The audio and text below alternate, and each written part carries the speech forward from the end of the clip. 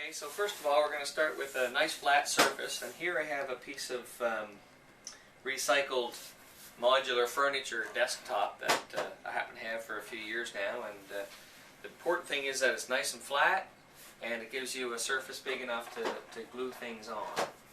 So what we're going to do is we're going to take a nice piece of bear claw Sitka. And the important thing is to make sure that the joint that we have in the middle is perfect.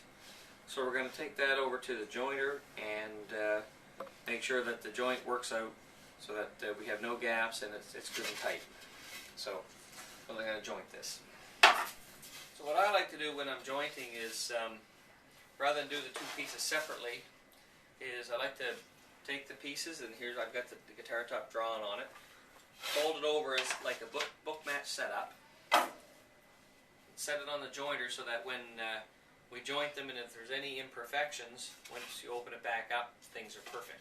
So we're just going to take a skim off of here, and I think it's set for something less than about 64.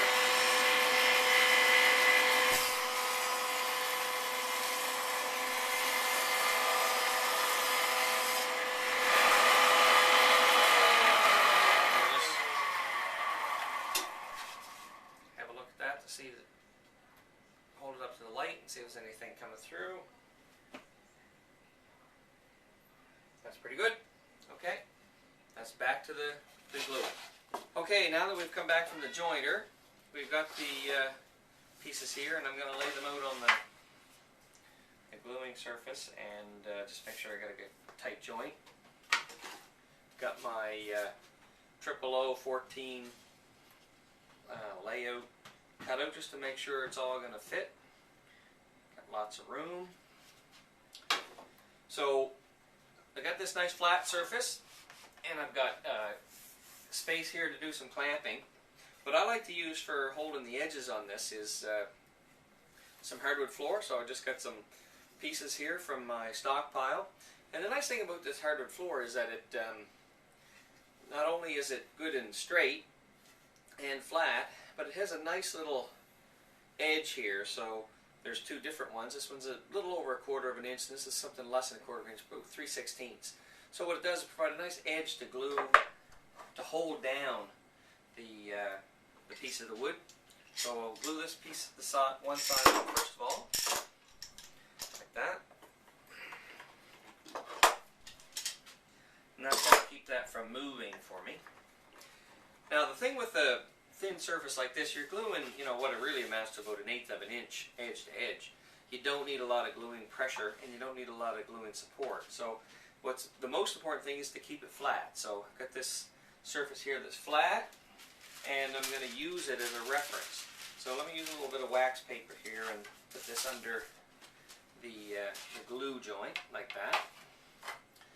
And to create a little bit of pressure, I've got this piece of spruce, just a little over 1/4 of an inch, and I'll put that underneath the joint itself, which serves to lift it up a bit. And then I'll take my other piece of hardwood, and I'm really not looking for a lot of pressure here. I'm just making sure that it's snug. I'm going to tighten that up, and again using the lip of the tongue side of the hardwood to cover off the edge. That's too much. And just clamp this down, and we'll do a little test fit here. Hold the wax paper, pull this piece out. The idea is that this would go down, push the edge down, nice, tight, perfect joint. And that's what's important with the top, because once you plane this thing down to you know, 10, 11 hundredths, it's not a lot of surface there, so you want to make sure that you've got good contact all along. So now I'm done with this piece here. So now all I got to do is I want to put a little bit of glue on the one edge. I'm using LMI's instrument glue here, which I really like. It dries nice and clear, particularly on a spruce top where you have material can soak in, and that we could just put a little glue on, and I can scrape it off later once it's dry, because it dries nice, it dries completely hard, and it dries clear, which is really, really nice. It doesn't affect the finishing later on. So I'm going to get a good coverage here, and if you've done much gluing, you know that it's about just enough. So I'm going to use my high-tech glue spreading device here, and make sure that I've got consistent coverage more or less in the center of this particular edge. Because it's spruce and there's not a lot of material here, just got to make sure that I've got glue on one side. I don't need to glue both sides, but you really got to make sure you got good coverage. So that's what's important here, and you can see that I've got pretty much the whole edge there. So I'm going to drop that here, and I've already taken the piece out, so now this, if I lay this down, it's not going to fit. So what I need to do is bring it back, the opposing piece up, and take them down at about the same time. So this is going to work its way down, and you can see that it's touching, the glue is squeezing out.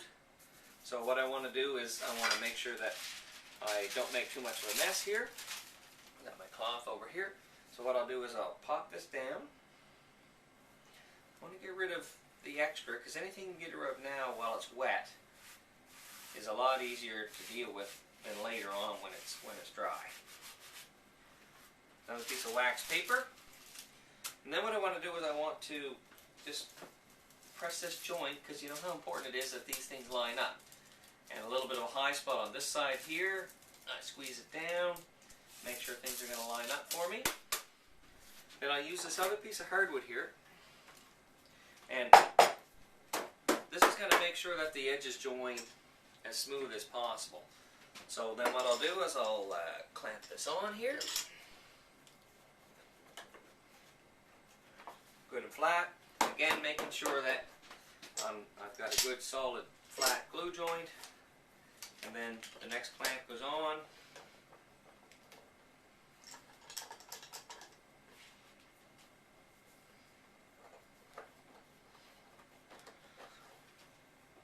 Flat, everything's good tight, it's not moving on me. And that's my glue job for the top, and we'll just set this aside and wait and see how it looks probably tomorrow.